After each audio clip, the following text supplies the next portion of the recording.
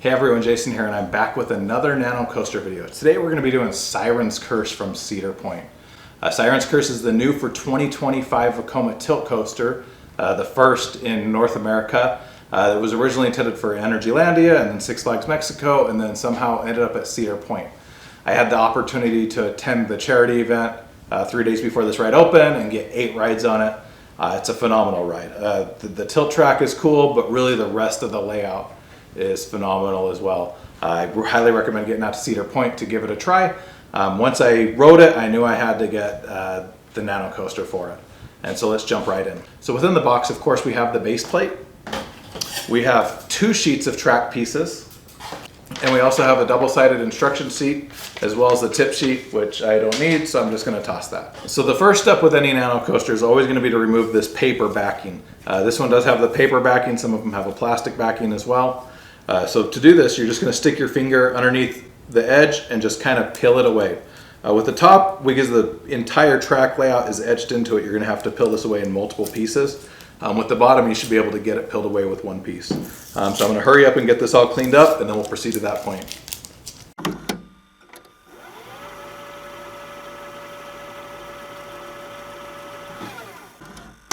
So there you can see the completed, cleaned off base plate. We'll set that off to the side and then move on to cutting out the track pieces. So as I mentioned, there are 2 sheets of track pieces here. I like to use flush edge wire cutters. The instructions or the tip sheet tell you to use nail clippers. You can use whatever you want. I think these are easiest. Around each of the track pieces and the sign and everything, you'll just want to take these around and cut as close to the piece as you can to some of the little tabs and separate them out. And then put them off to the side. Like I said, I like the flush edge wire cutters because I feel it gets closest to it. A good pair will actually cut right through this without much effort. This is the 3rd or 4th pair that I've used. You can, I buy a 2-pack on Amazon for not much. I will put a link to these ones down below. I don't know if they're the best. They're the ones I use. It's not an affiliate link. I don't get anything out of it. Just thought I'd share that. But yeah, you can just simply go around each of the pieces. So I'm going to quickly cut out each of the pieces and then we'll move on to assembly. So now that we've cut out all the track pieces, it's time to move on to assembly. So the first piece here we're going to start with is going to be the piece that's basically the stationary. It's the flattest piece here, really big tab, and then a medium-sized tab here. So this piece is going to have a turnaround down here at the end. So this is going to be on the bottom part of the base plate here. I'm going to begin by just dropping first in this big tab and lining it up and putting it there.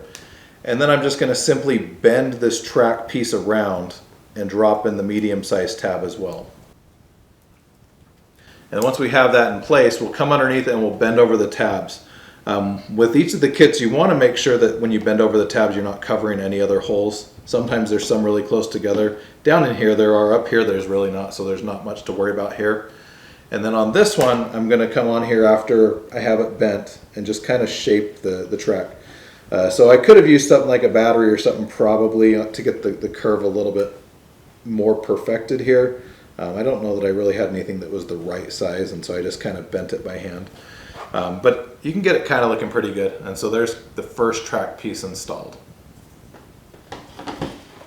So piece number 2 is going to be the next flattest piece we have here. It's going to start with a medium tab here, and then the other tabs that go into the base plate are all going to be relatively small. This one actually has quite a bit of bending, and so we're actually going to start with the medium base here closest to the brake run area.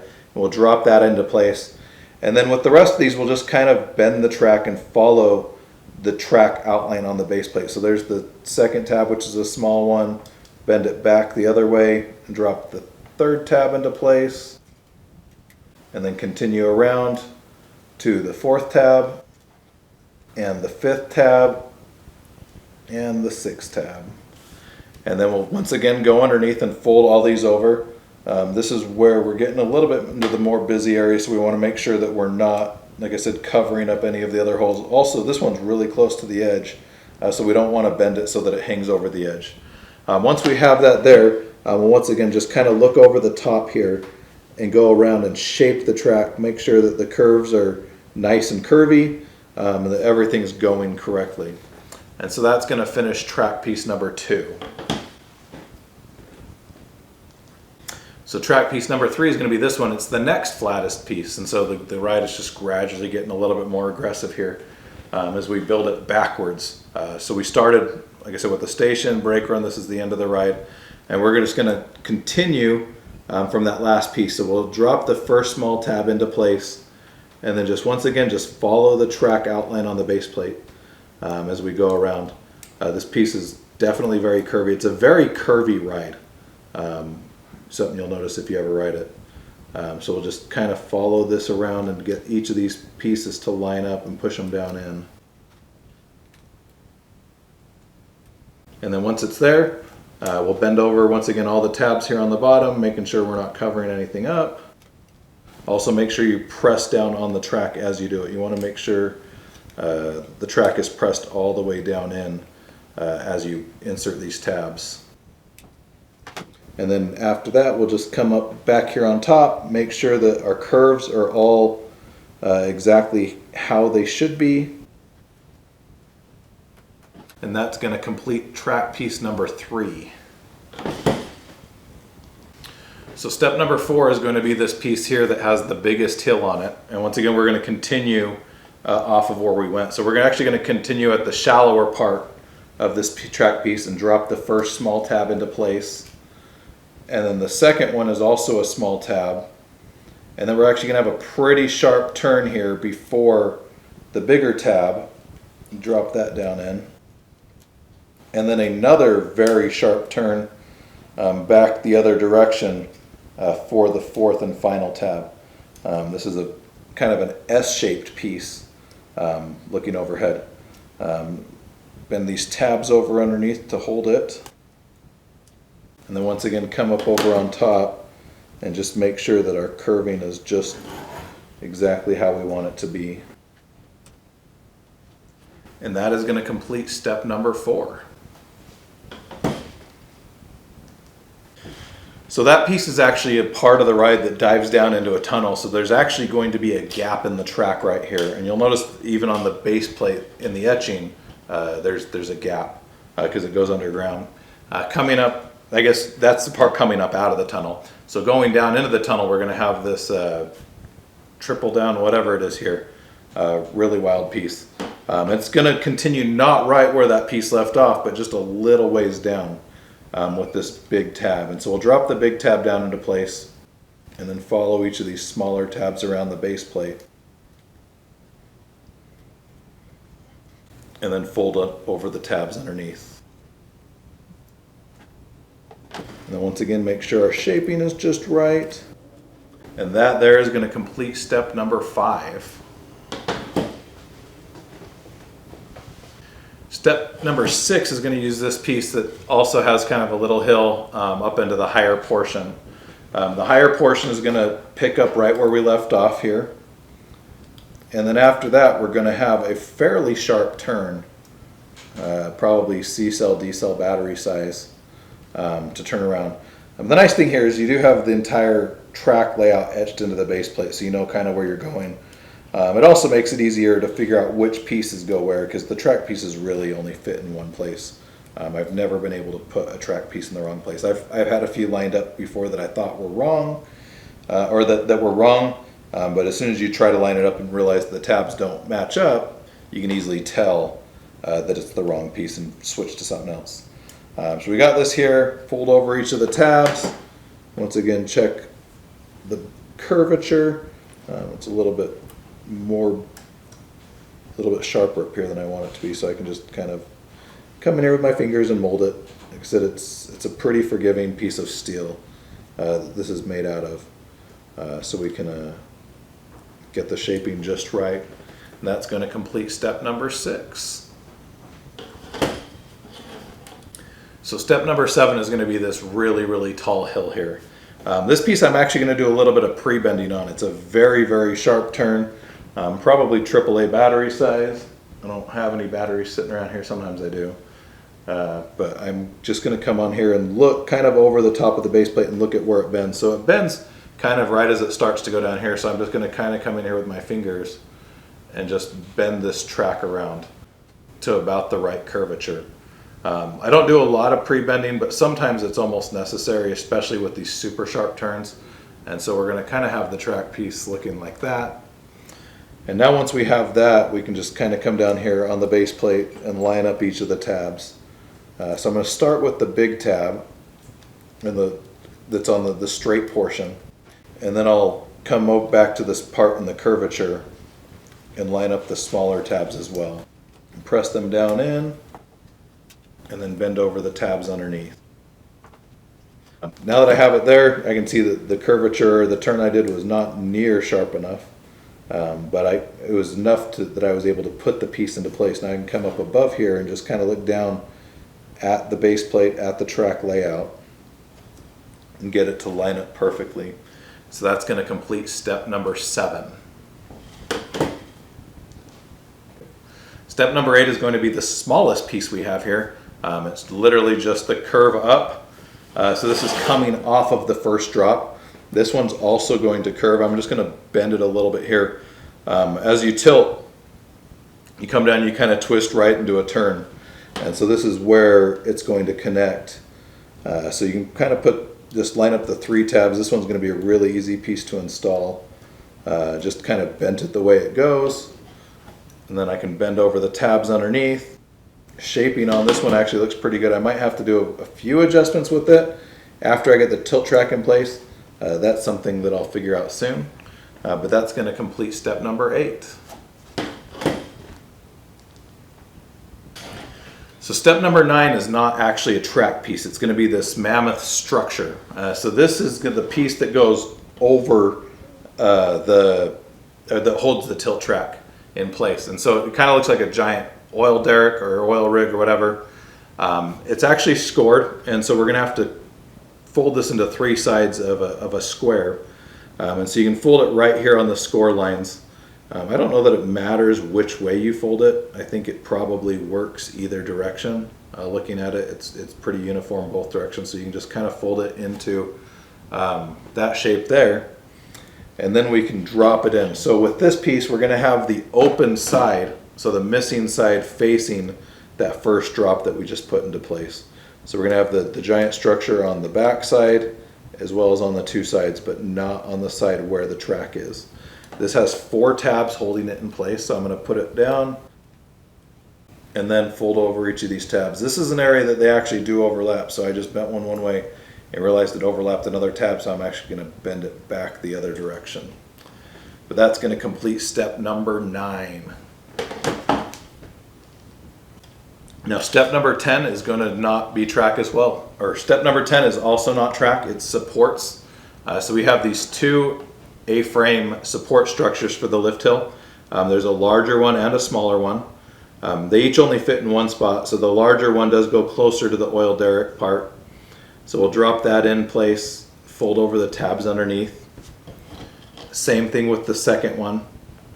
These are not extremely sturdy, but once we get the lift hill piece in place, they'll actually kind of attach together and hold it in place.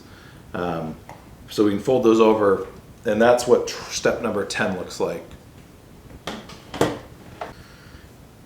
So step number 11 is going to be the lift hill up into the tilt area. And so this one does have a sharp turn. The sharp turn is towards the top. We also have an angle support here. So the angle support is going to angle in towards me. So to do that, I'm just going to kind of take my finger against it and press it and twist it in. You can use needle nose pliers as well. I haven't found a great way to bend these, but you can just kind of bend it with your finger. And then the bend in the track is going to be right after that. And so it's just going to be a slight curve. So I'm just going to kind of bend it there, pre-bend it into place. Now that we have that there, we can put this first big tab down in this coming out of the station area into place. And then we want to line up each of the other tabs. Now before I bend over the tabs on this one, I'm going to make sure I have everything lined up perfect because it is a little bit easier. So I'm going to get the 3 tabs first of all lined up and push them down. But then we also want to make sure that we have these lift hill structure pieces. In the bottom of the track and in the top of the lift hill, there's little grooves that kind of snap together. And so if we get these lined up right, the track will hold the supports into place and the supports will hold the track into place. They kind of work together here, but if you fold over the tabs beforehand, it's a little bit harder to do. So I've got the shorter support in place, and I got the taller support into place, and now we'll come underneath and bend over each of these 3 tabs to hold it. Now that I'm here, I can see that I got to bend this a little bit more to get it to line up with where the tilt is going to be. But everything else looks good, and so that's going to complete step number 11. So step number 12 and 13 are going to be these little itty pieces that actually comprise the tilt structure. So on each end there's going to be little grooves here that attach to the big oil derrick. So we're going to put those face down and attach those into the grooves on the tall structure. And then you have the actual tilt track. And the tilt track can be positioned either direction. I can either do it up, I can do it down, or you can also, it says twist it if you want to put it in a different position. For this, I'm going to twist it a little bit and put it kind of in a 45-degree angle so that it's not connected to either track piece. I kind of like the way it looks like that. And so that's going to complete step number 13 and the complete track layout. Now, as with any nano coaster, the final step is going to be to do the station building as well as the little sign. So the station buildings, for the most part, are usually these little houses. Emperor SeaWorld didn't have one, mostly because that station doesn't have a covering over it, so they just did a little platform. The Nano Coaster Pluses have something else as well. But basically we'll fold this little house into place, and then I can just put it over the little station area here and bend over the tabs. And then the little sign can just go up front. We have a little slot for it. We'll bend it backwards, we'll add a tab. That completes the Siren's Curse kit as it comes from the park. Really cool model for an even cooler coaster. Now, if you've seen my other videos, you know there's a couple extra things I like to do. The first thing, which is something I typically do earlier, is to add an additional logo to the base plate. We do have the sign up front. I like to do something a little bit bigger. I typically do that at the start of the process. I thought about skipping it on this one, but I decided to go back and do it, so I actually just walked over and cut out a logo.